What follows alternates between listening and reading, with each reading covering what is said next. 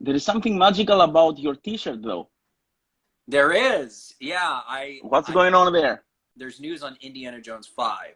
Do you want to share what that is, since I know you're a big fan?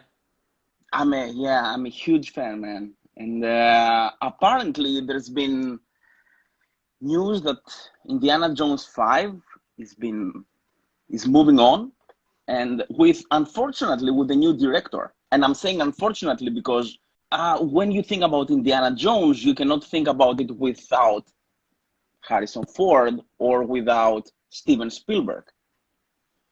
And apparently now we are having a new director, James Mangold, who is an amazing director. I mean, we can start from the 90s. He has directed from Stallone and Copland up to Logan recently. If you're going to pick someone else other than Spielberg who's not going to irritate me, James Mangold is a great choice, and it's a bit outside the box too. You know what I mean? Because I totally agree. Are we even going to watch this movie? Is it even going to be made? Yeah, it's gone through a few pushbacks, hasn't it? I think that they're very serious about it. It seems to me that I'm thinking deals have been inked. You know what I mean?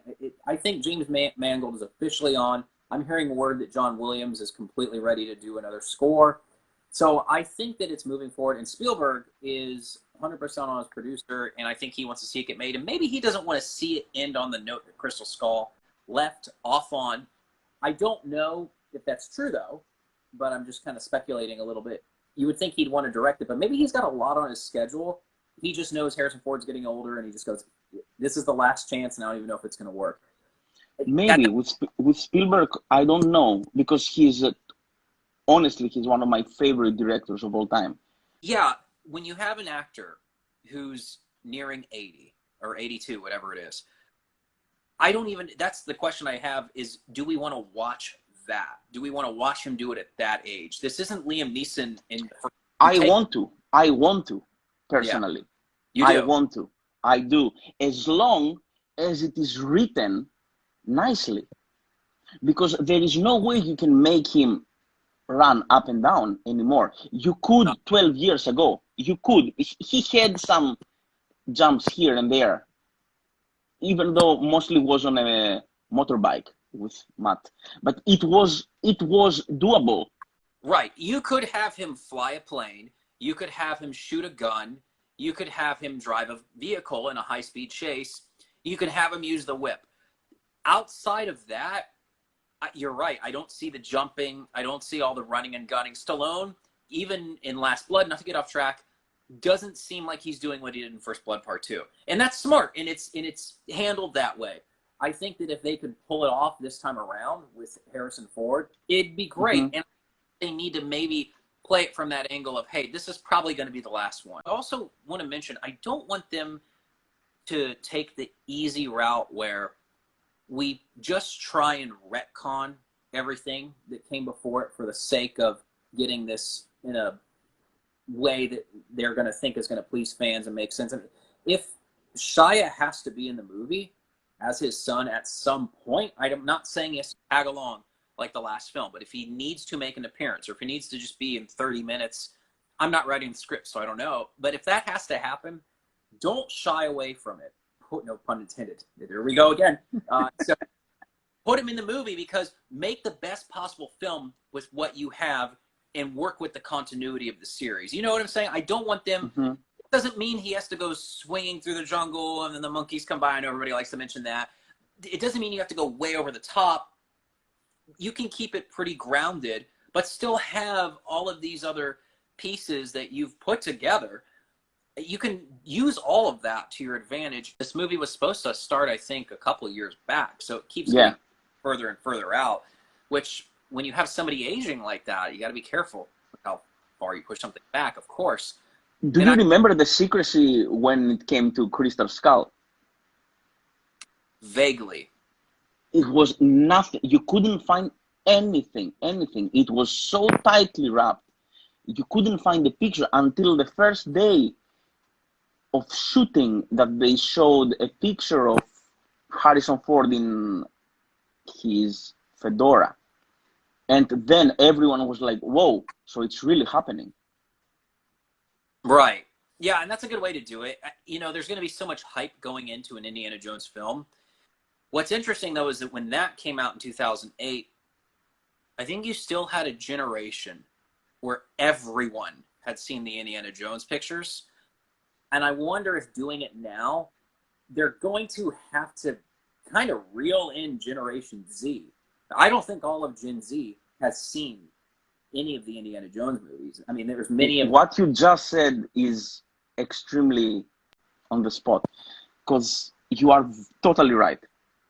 You're totally right. They just say stuff like, "Oh yeah, I've heard about it." It's not like my generation that were like, "Whoa, he's an action hero." If this were a passing the torch movie, which I don't think it'll be, but if it were to go this way, what actor in this is, if this were the only option and they were putting you in charge as a producer and they said, no matter what, we have to go this direction. We have to pass the torch. So in Indiana Jones 6, we need to see the next guy, and then Harrison Ford will be kind of more off in the background giving advice. Which actor would you like to see that torch? I'll go with these choices unless you have any choice to present to me so we can discuss about it. But I think the latest one that I've heard was Chris Pratt, who I've seen in a couple of pictures with a fedora, and he looked good to me. But the thing is, when it comes to a new character, they will need to build this character so good so a new generation is gonna fall in love with. Because with us, Indiana Jones will always be Harrison Ford. Right, right. And they know that, but they also knew that he was also the only man that could play Han Solo, and we did get that movie. So we could also get a prequel Indiana Jones. I mean, they could be building a universe here where it could go forward, backward, who knows. I think Chris Pratt is a good choice, and I say it simply because of his performance in Jurassic World 2015.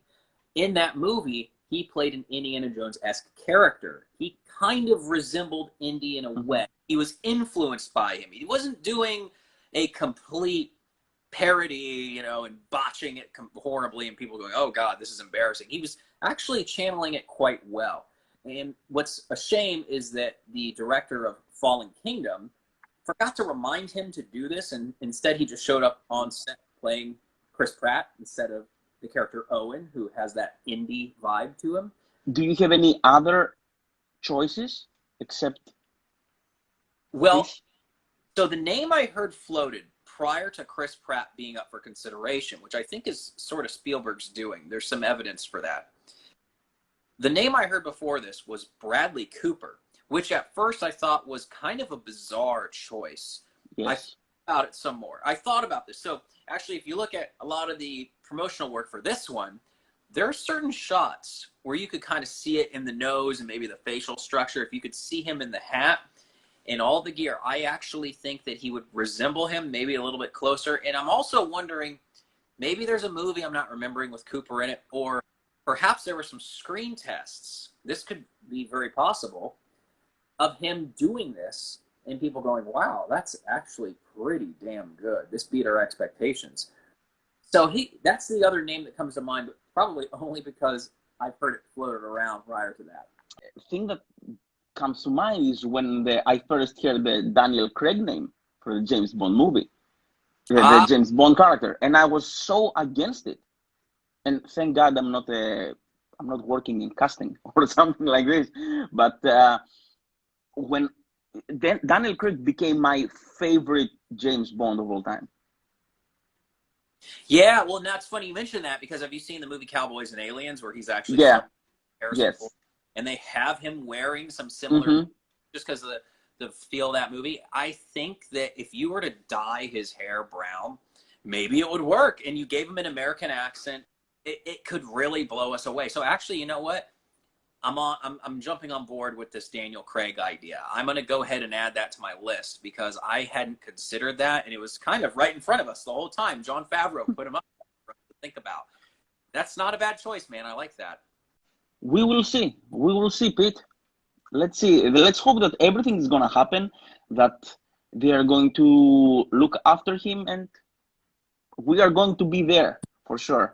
We'll be there whether it's terrible, amazing, somewhere in between, and I just hope it's not terrible at this point. Yeah, yeah, And I don't want to get let down because so many of these movies have been letdowns to their fans after all this time. And I might manage to enjoy some of them. We talked a little bit about Dark Fate a while back, and we talked about Last Blood. If it turns out to be better than Last Blood, I think at this point I'll be okay. You know, we'll see. We'll see. we'll see. So it's been fun discussing this because I haven't heard a lot of people talking about Indiana Jones. I mean, I might mention it to somebody. I might read an article that's literally 2 paragraphs long just because there's not that much to report. And it seems like they're following the steps that you brought up about Crystal Skull. And this is going to result in an endless number of speculation videos in the future. Once they get just a little nugget of anything, people are going to have all these crazy fan theories. And I'm sure we'll be tuned into them. Oh, for sure, for sure.